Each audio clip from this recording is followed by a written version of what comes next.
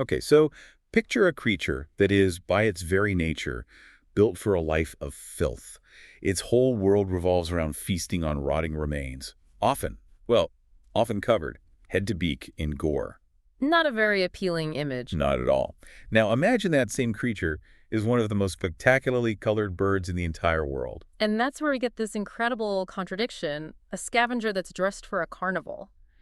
Today, we are jumping into a deep dive on the king vulture, Sarcoramphus papa. A bird whose head is just painted in this unbelievable array of red, purple, blue, yellow, orange, even pink. It's why some people have called it the most beautiful rotten meat eater, and honestly, that title fits perfectly. And it's not just colorful, it's a total outlier. I mean, this is the world's most intensely colored vulture, period.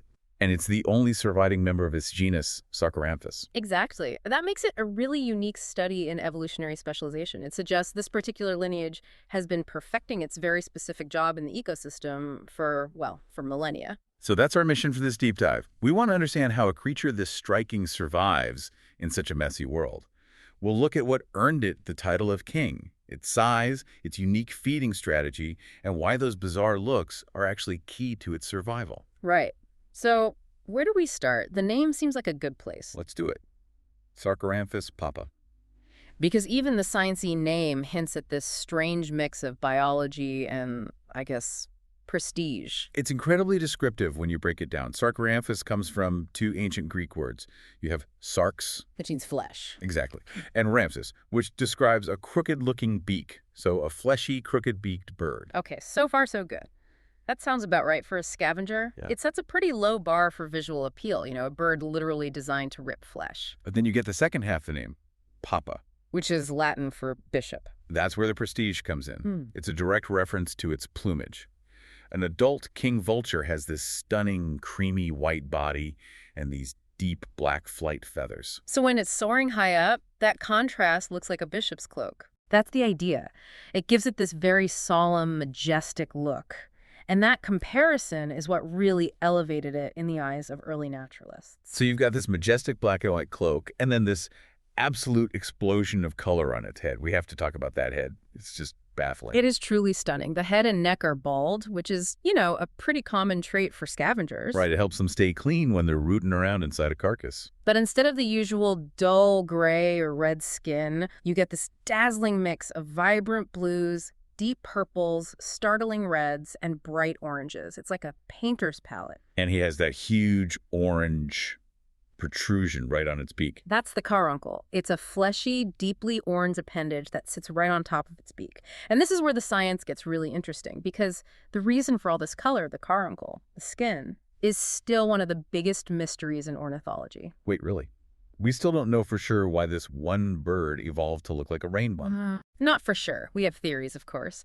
The strongest one is that it's all about sexual selection. The brighter the colors, the more intense the blues and reds, the more pronounced that orange caruncle. The healthier the bird. It's like a walking billboard of its own fitness. Precisely. It's a health report for potential mates. If you're going to partner up for life, which these birds do, you want to pick a good one. That makes sense. But it still feels like overkill. Why so many different colors? Why not just one bright one? And that's the perplexing part, the sheer complexity of it. Some researchers have suggested it could have something to do with thermal regulation, but the most compelling idea is still that it's just this incredibly elaborate visual signal of fitness and maturity. Well, whatever the reason, the name king definitely stuck. And there are a couple of very different explanations for that, aren't there? Yes, two main theories. The first one is just about pure, raw dominance at the dinner table. The more straightforward explanation. Right. When a king vulture lands at a carcass, it's known to just push the smaller vultures aside. It literally kicks them out of the way to feed first.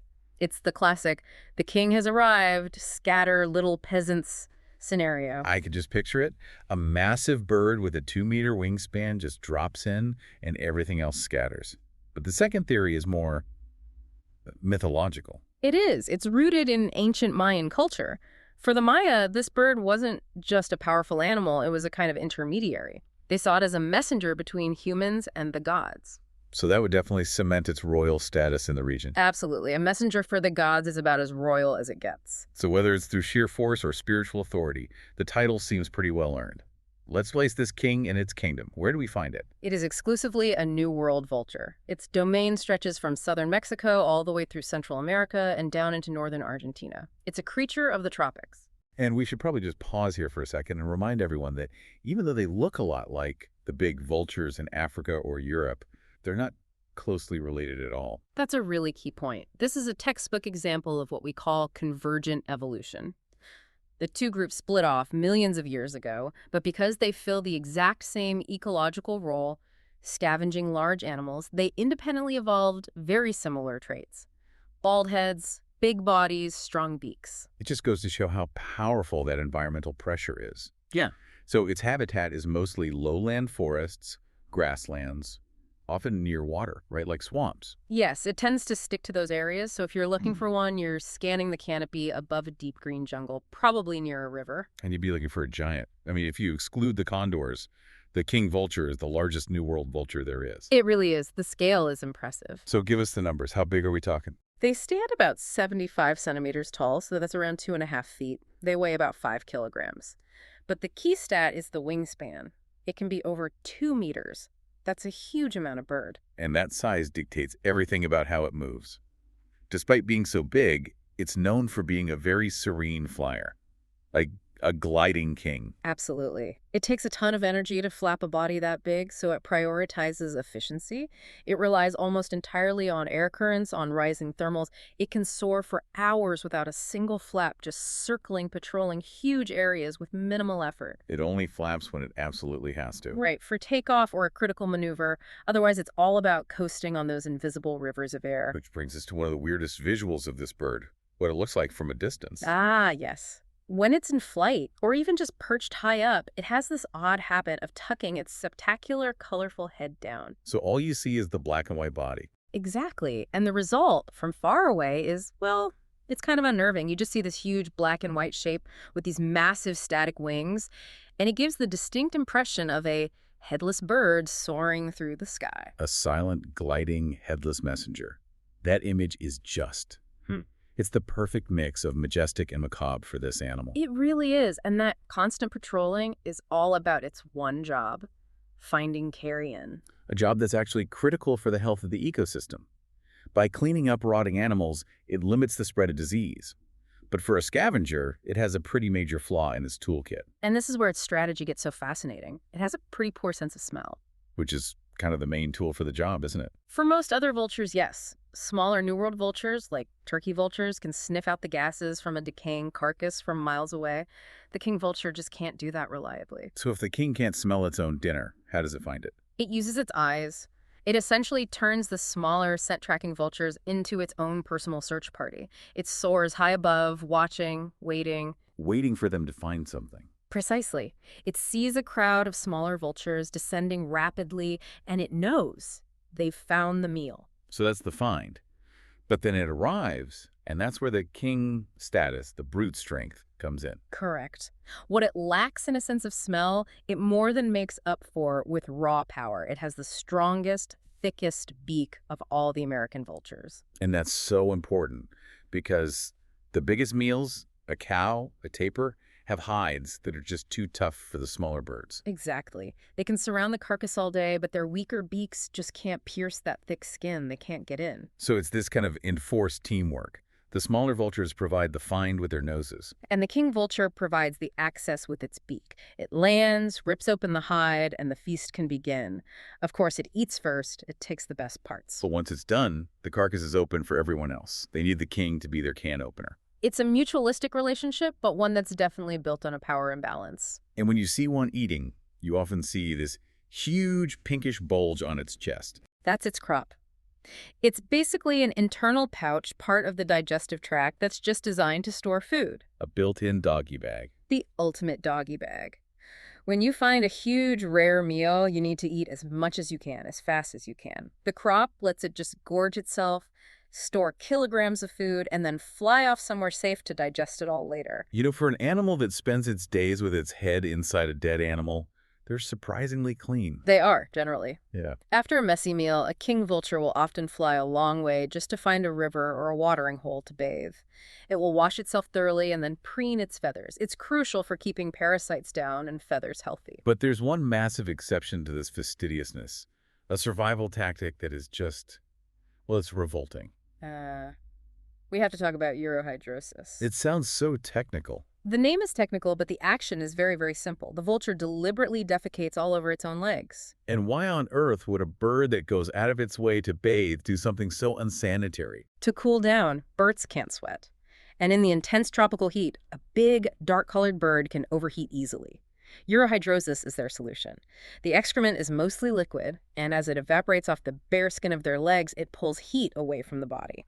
So it's a personal evaporative cooling system. A highly efficient, though, deeply unsanitary biological radiator, yes. So its whole life is this balance.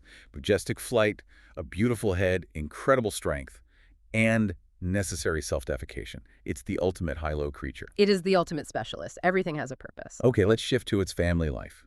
Because despite being so dominant at a carcass, it's actually a very dedicated partner. Very dedicated, they're monogamous, and they typically mate for life. The courtship, which happens in the dry season, is quite a spectacle. I read it's this elaborate dance. It is. The male and female walk around on the ground in these big circles, flapping their huge wings at each other. The whole thing is accompanied by these loud wheezing and snorting sounds. It's quite theatrical. And after all that, the female lays just one egg. Just one at a time. Both parents share incubation duty for about 2 months. And here's a great detail. They deliberately keep the nest extra stinky. I suppose that's a pretty good predator deterrent. A 2-month-old rotten egg smell would keep most things away. It's their own organic defense system. And when the chick hatches, it's completely helpless. It's altricial, so it needs constant care from both parents. They take turns feeding it by regurgitating food from their crops. And that care continues for a really long time. It does. The juvenile, which starts out as this kind of plain, dark bird, spends up to 4 years with its parents. It's learning to fly, how to use the thermals, how to find food. It's a long apprenticeship before it reaches maturity. For such a dominant animal, it's surprisingly non-aggressive unless it's at a carcass. It doesn't even have a real voice box. No, it relies on threat displays, and when it needs to make a loud noise, it just snaps its powerful bill together. It makes a sharp clapping sound. They do have predators, of course. Snakes will go for the eggs, and a jaguar might surprise an adult on the ground while it's feeding. But for now, their conservation status is least concern. And they live a long time, up to 40 years in captivity. But the wild numbers are going down. They are. The biggest threat is habitat destruction. These birds need huge, intact forests to patrol, and deforestation is shrinking their world. Poaching is also a problem. Protecting them means protecting those vast tropical ecosystems. The king vulture really is a perfect case study in specialization. It's defined by these extremes, that stunning beauty balanced with biological grossness, a dominance enforced by sheer strength, and survival that depends on habits like urohydrosis. And if you connect it to the bigger picture, its role is so much more than just a solitary scavenger. The fact that it's the can opener for large carcasses makes it a keystone species for that entire cleanup crew. Without the king vulture, decomposition of large animals would slow down, and the risk of disease would go up. It's a critical, essential part of the system. An essential, if very colorful, cleaner of the rainforest. Now, we talked about how that caruncle and those intense head colors are probably for attracting mates, but remember, the actual reason for the evolution of such extreme, diverse coloration is still a mystery. So, since we now know the vulture uses its legs as radiators, what other functions might those colors have? Could they be related to thermal regulation for the brain? Or maybe they act as a highly visible warning signal to rivals in the dense, dark jungle canopy, something for you to mull over on your own.